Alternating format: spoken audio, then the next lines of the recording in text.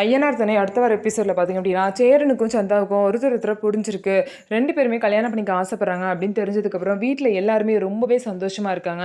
சேரன் கிட்ட பார்த்தீங்கன்னா அவங்க அப்பா, நீ அந்த பிள்ளைய தான் கல்யாணம் பண்ணிக்க போறியாடா அப்படின்னு கேட்குறாங்க. அதுக்கு சேரன் பார்த்தீங்க அப்படின்னா சிரிக்கிற மாதிரி பண்ணுறாரு. உடனே சோழன் வந்து அவங்க சிரிக்கிறதுலே தெரியலையாப்பா, மனசுல சந்தா தான் இருக்காங்க அப்படின்ட்டு எல்லாரும் சேரனை பார்த்தீங்க அப்படின்னா கிண்டல் பண்ணிட்டு இருப்பாங்க.